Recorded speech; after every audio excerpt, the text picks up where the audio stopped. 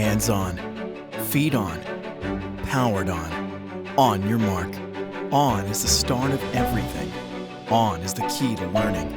Being on an environment, not just in it. Being on the world, not just of it. Tarkett understands how important On is. We work on it every day. On the ground with you, designing flooring experiences to grow on, dream on, and get on with it.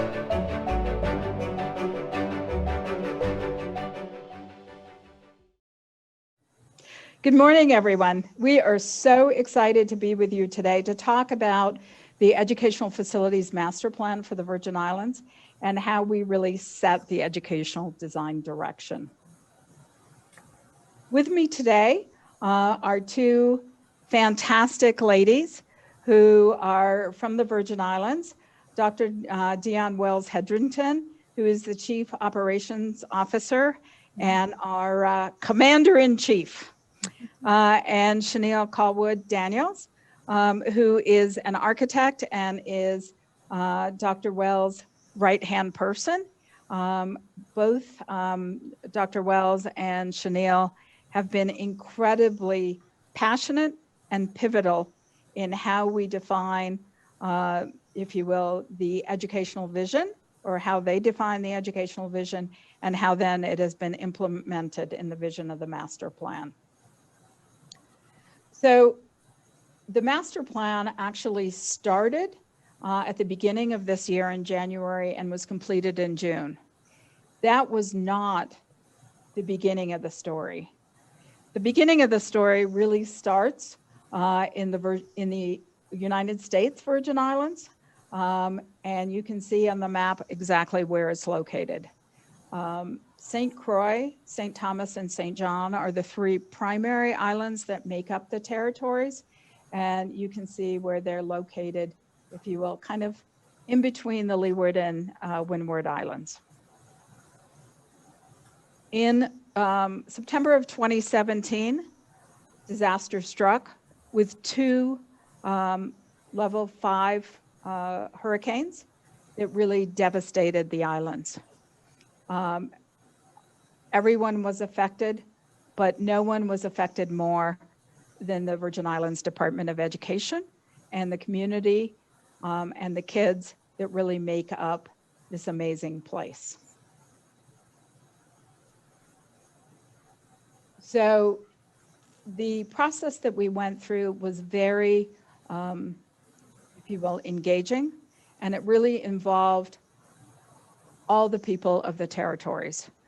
Both Dr. Wells and Chanel felt that it was very, very important that these folks were represented and that the master plan really reflected the aspirations and the culture of the Virgin Islands.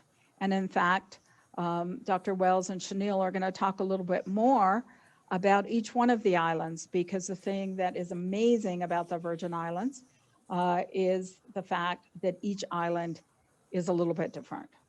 So when you look at all of the different workshops that we had for community and involvement, for conversations about sustainability, for vernacular architecture, for programs, for virtual tours, for program refinement, these events really were ×3 because Dr. Wells and Chanel were adamant that this had to represent all of the nuances of the people of the territories. The first kickoff of the assessment really started with conversations around thinking about the existing spaces and how it aligned with the curriculum in the Virgin Islands. And in fact, Dr. Wells is going to talk to you a little bit about this. Became very much in cooperation with the Department of Education, and the reinvention includes not just this architecture, but it really is driven by the vision of the curriculum and delivery of curriculum in the islands. So you can see some images of, if you will, the 33 buildings that exist within the Virgin Islands. The curricular alignment, as I said, really dove deep, and you can see just some of the folks that were part of this overall conversation. When we started in January, the fact of the matter was that's 2 years after the event happened. So Dr. Wells and Chanel had already started conversations with the community and really dove deep in what really were the community's priorities. So Dr. Wells, maybe you can talk a little bit about, if you will, those priorities and how those started to guide really the consolidation of 32 existing facilities to 18 future-facing schools. All right, Pam, thank you. It's a pleasure to be here this morning to tell you about our journey in the development of our facilities master plan. It's actually the first time ever in the United States Virgin Islands that we have had the opportunity to put together a facilities master plan. As Pam indicated, you know, we experienced 2 Category 5 hurricanes, which really devastated our territory. Both districts experienced catastrophic damages to our facilities. And so as we were going through the recovery process, we are under the public assistance program with FEMA. We decided that we wanted to approach the permanent work different to how we had done the temporary work. And so we decided in December of 2018 to form our advisory board, a new school construction advisory board, which consists of about maybe 45 members territory-wide. We are comprised of 2 districts. So you have the St. Croix district and you have the St. Thomas, St. John district. So after we established the board that consists of internal and external stakeholders, we decided that we wanted to meet first off to develop some guiding principles. What were we going to consider to be the priorities moving forward? For the Virgin Islands Department of Education, this is conversation that we never really had a specific guide in place to drive anything that we were doing. We knew what we wanted to do, but we never put it on paper. And so the committee helped us to develop our guiding principles, which is on the slide. And those are the 7 bullet points that really took flight in discussion with the community as well as the VIDE stakeholders. And first and foremost, the whole child. Everything that we do is centered around the development of the whole child to include academic growth, social emotional growth. We spent a lot of time talking about equity. One of the things that you'll understand about the Virgin Islands School District is we're 3 islands, but we're very, very much different in the things that we value, in the things that are of utmost importance to us. And we wanted to make sure that whatever approach we took, that there was equity across all 3 islands. And so we spent quite a bit of time talking about what that would look like moving forward in the repairs and replacement of our facilities. Of course, in everything that we do, we have to make sure that we address the needs of all students, including our subgroups, which are special education students and our English language learners. And then, of course, as we're moving now, even more so with COVID, technology is at the center of everything that we do. And so we wanted to make sure that the facilities that we were upgrading or the new facilities that we are going to replace or build, we wanted to make sure that the infrastructure was reliable enough to handle the bandwidth where each student would be given a device, and we would really embrace our use of technology to drive our instruction. Then, of course, health, safety, security is of utmost importance.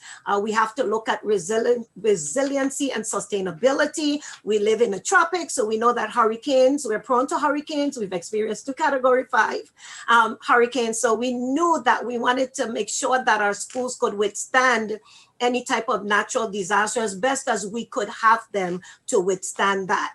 Of course, culture, local economic competence and resilience. We are very culture driven here in the territory. And so we wanted to make sure that in the design of our structures, we embrace the different cultural competencies when it comes to design in our new schools. And then of course, integrated design, assessment, operation, and management. We wanted to make sure that we covered everything. One of the areas that we struggled with for years was the fact that our footprint is so large and we're not able to maintain it. Hence the next project that the advisory board had to undertake, and that was reducing the footprint of the territory into a manageable footprint. So this picture here basically shows you the schools, or the schools in the St. Thomas Island.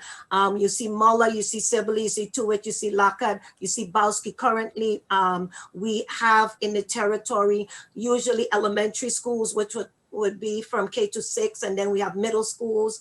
We do have a middle school from 6 to 8, and then we have a junior high from 7 to 8, and then of course we have our 2 high schools. But during our assessment, we looked at pre-storm enrollment numbers, existing enrollment numbers, which dropped significantly because people moved out the territory, and then our projections moving forward as we change the configuration of our schools. So now we're moving into more of the pre-K to 8 models territory-wide. This again is St. Thomas, which shows our 2 high schools and our alternative education program. And again, it shows pre-storm numbers, existing numbers, and our projected numbers in our new designs.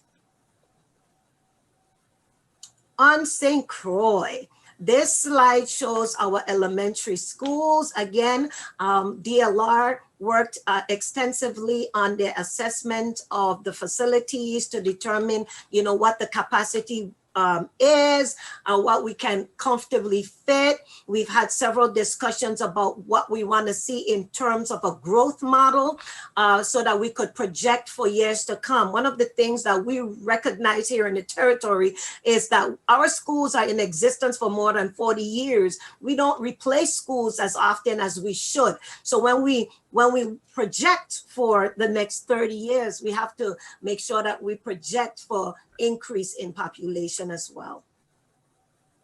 Again, this is some more St. Croix schools. We have the 2 high schools, Central High Educational Complex, and then Positive Connections, which is similar to the alternative program that we saw in St. Thomas.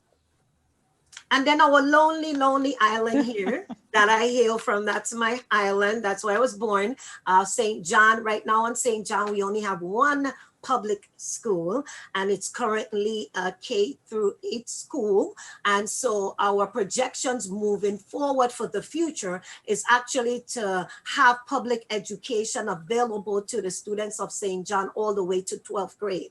So the design of Sproul School will include pre-K to 12th grade.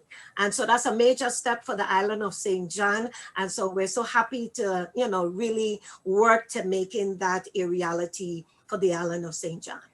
So I was thinking, you all, that we actually have a very equitable distribution because Dr. Wells, you were born in St. John.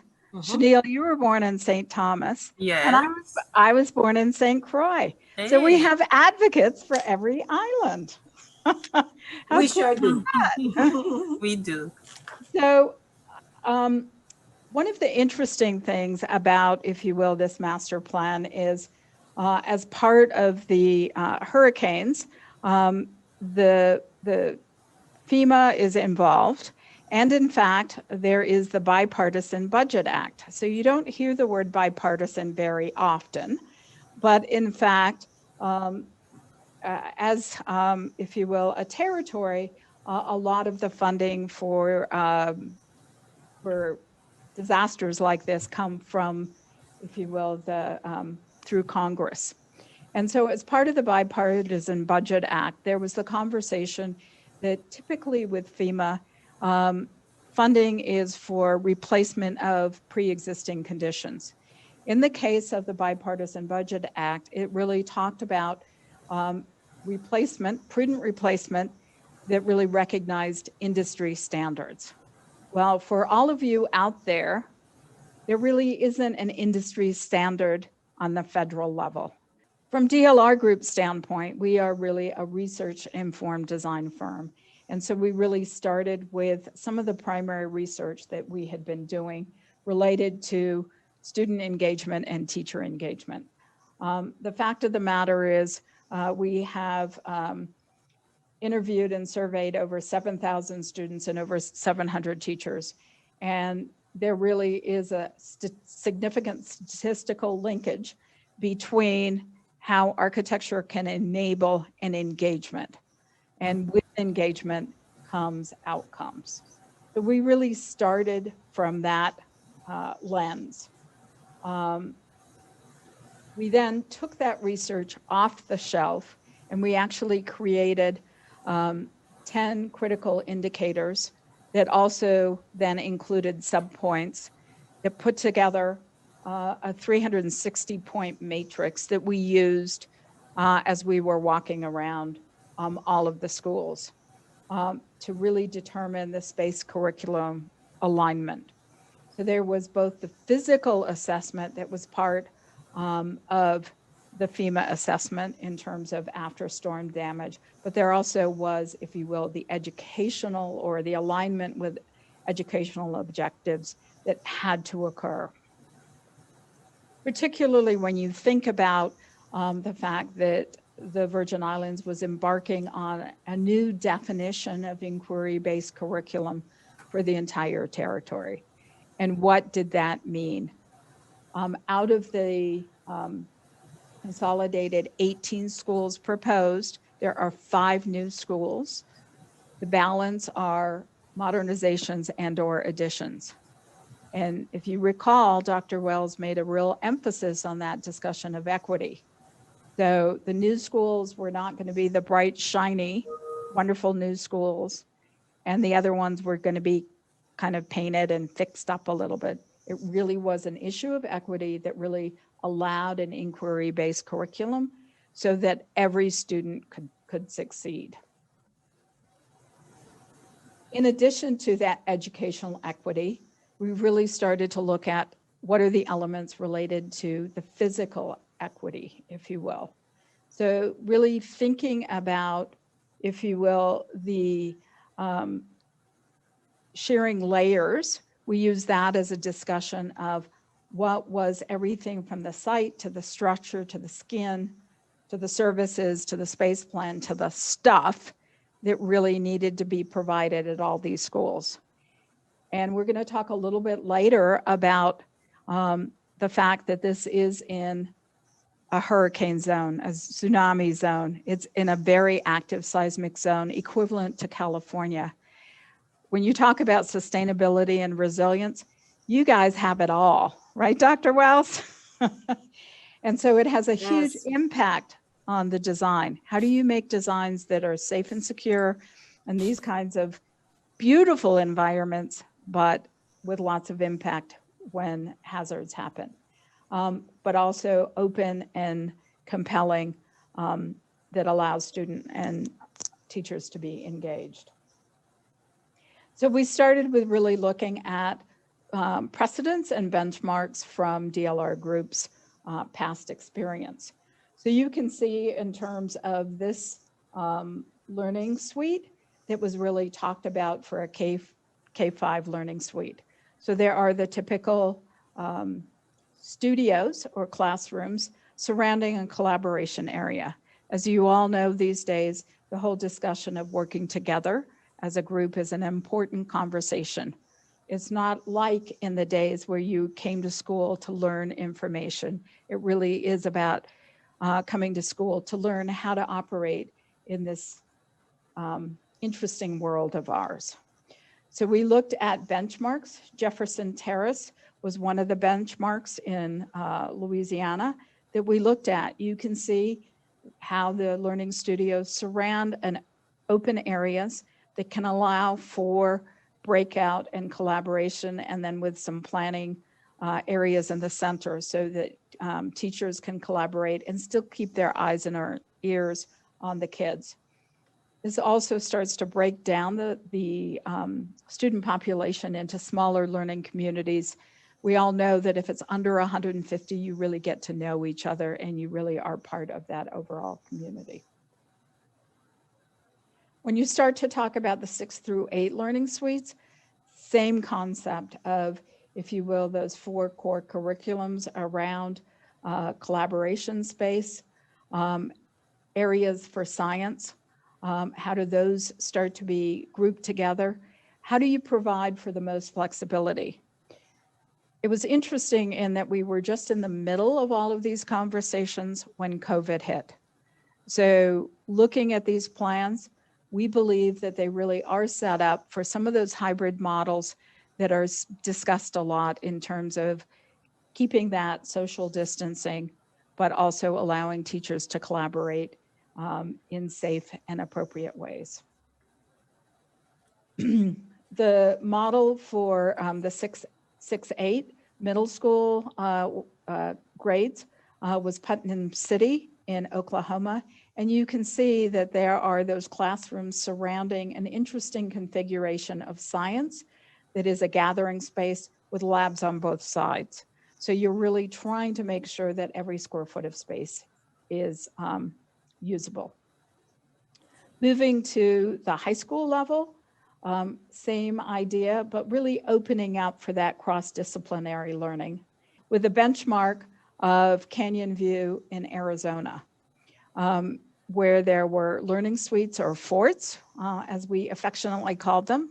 As you know, when you're growing up and you build forts with in your mom's living room with chairs and blankets, your imagination goes wild. And so we really wanted to make sure that that environment was really appropriate to really triggering all of that excitement that should go with teaching and learning. Additionally, we had a number of workshops with a system that DLR Group created called Values, which really start to talk about what are the priorities.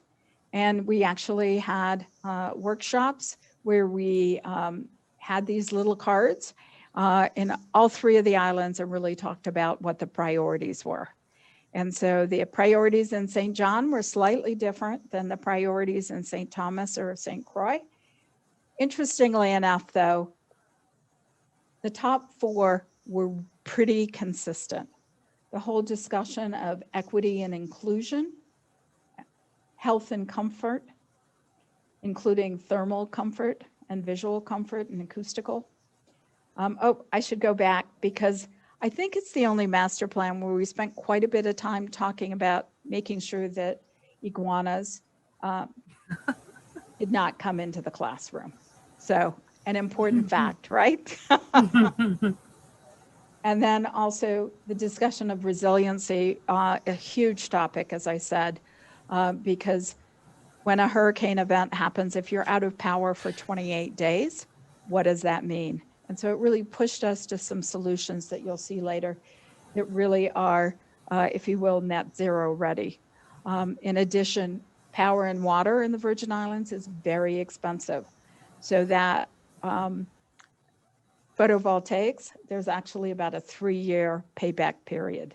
So this was really just an amazing process that we went through. I think the other thing that's really interesting is the conversation of the vernacular architecture and the history of architecture in the Virgin Islands. So I'm going to turn it over to Chanel, who is not only an architect, but she also worked at the State Historic Preservation Office in the Virgin Islands. So she is quite the expert. Well, good morning. It's exciting to talk to you about our facility master plan. And this is the cornerstone of the redesigning our students' educational experience through our buildings. Being devastated by 2 Category 5 storms that occurred in the same month, it was difficult, very difficult, but every cloud has a silver lining. And our silver lining is the opportunity to rebuild many of our school facilities. Our advisory committee that assisted us in developing the facility master plan felt it very important that the new buildings be a reflection of the Virgin Islands and that they look like they belong in the Virgin Islands, like they came from the Virgin Islands. So we started by taking DLR Group on a tour with various stakeholders to see our historic buildings, and we also had members of our advisory body meet with local architects to do the same. And we fleshed out what are some of the key elements of our architectural style. The three islands each have their own unique flavor, but some of the common elements are shown in the slides that are in front of you here and the upcoming slides. There's always a very formal arrival sequence, and in the Virgin Islands, we are very formal, we are very hierarchical in the way that we do things, in the way that we approach things, and that plays itself out in our architecture. We have things like welcoming arm stairs, which you will see, well, you see in this slide a version of it leading up to the University of the Virgin Islands main library building. That building was built in the 60s, but it was built to take in some of the architectural elements and native stonework and do it in a modern way, but still be respectful of the architecture. We have here a historical continuum where school communities will be able to talk about where they want their school building to fall on this continuum. Do they want something that is very traditional, very rigid, which is the formal historic style? It's exemplified here with our legislature building. But before this was a legislature building, originally it was a military barracks. And then after it was a barracks, it became our high school. So that was our high school for a very long time, up until 1952. And then it became the site for our capital, our legislature building. So that's as formal as you can get. Then you have a casual vernacular style, which consists of either 1 or 2 story buildings. On St. Croix, this example is from St. Croix, you see a rhythm and a repetition of the arcades and the arches and the shade and the shadow. And then that's replicated up above, but slightly different with the pattern of the windows. So there's a lot of pattern, a lot of rhythm and repetition that school communities will want to see that reflected in the new designs. Moving up the continuum, you have the interpretive style where a few large gestures are made towards the historic architecture, but it really has takes on more of its own flavor. So you see where the hip roof and the arches are the elements that are continued, but nothing else. Then you have something that's transitional, and some school communities may want something more transitional. It doesn't do away with the historical vernacular, but it definitely sets a new direction. And then we have the contemporary. So we give our school communities an opportunity, a visual opportunity to choose and talk about what they think is right for their particular campus. Well, thanks, Chanel. Next, we'd really like to spend the next 15 minutes really giving you examples of that range of historic to contemporary with 3 projects that we're developing. We just finished the schematic design packages. And so let's start with St. Croix. Chanel, can you talk a little bit about kind of the colors and textures of St. Croix and some of the major planning assumptions for the school? Sure. One of the great things about our facility master plan is that it includes a furniture spec and it includes guidelines for the colors and finishes and materials that we want to use in our schools.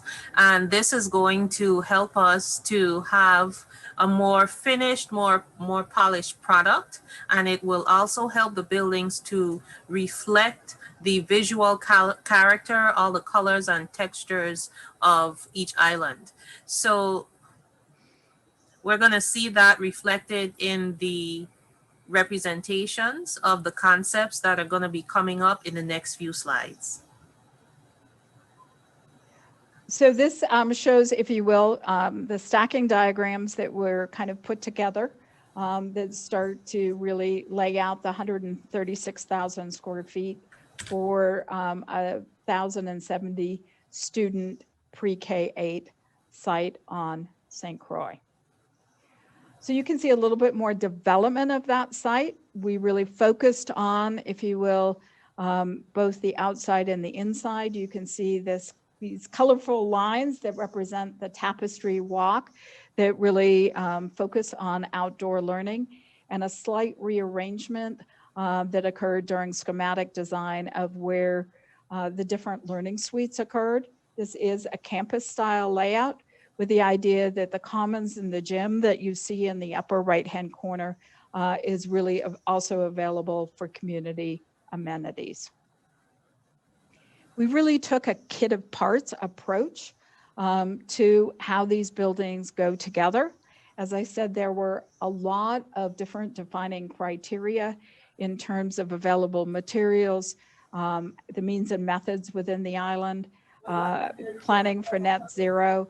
All of this was taken into account to try and develop a vocabulary, not only for the Richards pre-K-8, but also to set it up as kind of a precedent for future buildings. You can see that we really took advantage of thermal movement within the building and really thought about, if you will, conditioned spaces as well as semi-conditioned spaces. One of the things you don't really think about is in the Virgin Islands, there's not a lot of thermal change from morning through night, and a lot of humidity.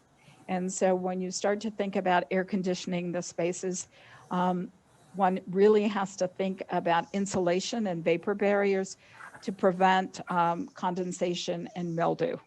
So a lot of time and effort went into really thinking about how that was put together. So you can see one of these small learning communities with the learning studios around those kind of yellow open spaces with some indication of where the vapor barrier goes and how that gets kind of zoned within the the mechanical delivery of systems. Very important because of the cost of energy in the islands. So you can see in the video a quick, if you will, fly through of the Richards campus. This was really done as part of the master plan to really make sure that we were thinking about those ideas about vernacular architecture.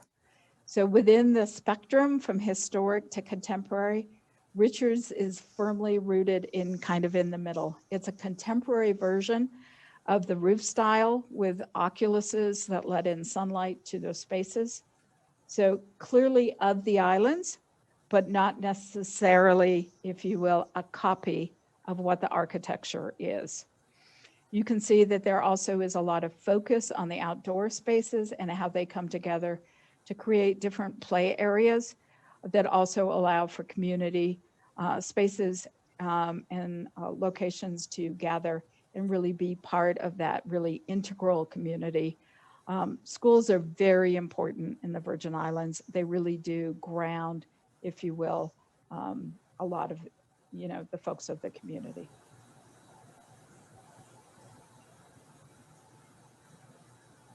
So if we now move to St. Croix, Chanel, maybe you can talk about the colors and move to St. Thomas, the colors and textures of St. Thomas, and then talk a little bit about some of the big ideas for the rebuild of Charlotte Omley High School, because I think you're actually an alumni from there, correct? Yes, ma'am, I am a very proud one. This project is very near and dear to my heart. The first class that graduated from this new high school was my dad's class, and I just feel kind of special to be involved in redesigning the school. The colors and textures of St. Thomas are a little different from St. Croix. You don't have quite as much variety. The red hip roofs are a big feature over in the historic district in St. Thomas. And St. Thomas is very hilly, very mountainous, and not much flat land.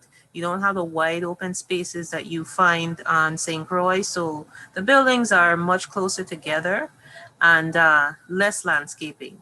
but that doesn't mean we don't love colors. And you'll see a lot of those colors reflected in the design that DLR conceptualized for Charlotte Amalia High School. So one of the big ideas in the master plan was really to shift the entrance to the new Charlotte Amalie High School. Rather than enter the site from the road below, we actually have provided access from above. This site drops over 100 feet as it opens up to the harbor, and you'll see an example of that in just a minute. We also looked at how we could really consolidate the buildings, creating, if you will, the small learning communities on the left-hand portion of the site with the more public amenities on the right. And what we really created was that walkway down the center, which we've fondly nicknamed the Carnival, because the Carnival is where everything happens. And so we really thought about that procession, and certainly the conversation of how do you make that accessible to ADA. And so there's a series of ramps and stairs that really connect all of these buildings together. Similar to Richard's, we really thought about that kit of parts and how one really had that combination of conditioned spaces and transitional spaces. You can see in this updated rendering of the Carnival how those ramps and stairways really start to create places that students can hang out, have casual collisions, share, if you will, their love of learning. We also did a lot of sun studies, so the majority of time, the Carnival is a shaded, cool respite on the overall campus. We looked at the parts and pieces and really thought about how they really come together to really create those spaces and places and that vernacular, if you will, imagery that's so important to the islands while still being historic but contemporary all at the same time. Within those smaller learning communities, the corner really starts to become where you can open up those porches overlooking the Carnival, and you can come together as, if you will, the larger learning communities within each one of the 3 buildings or forts. The fort on the upper level is really for the 9th and 10th grade. The lower level is for 11th and 12th. And in the center, that becomes the mixing box, really for applied learning, for CTE and flex spaces.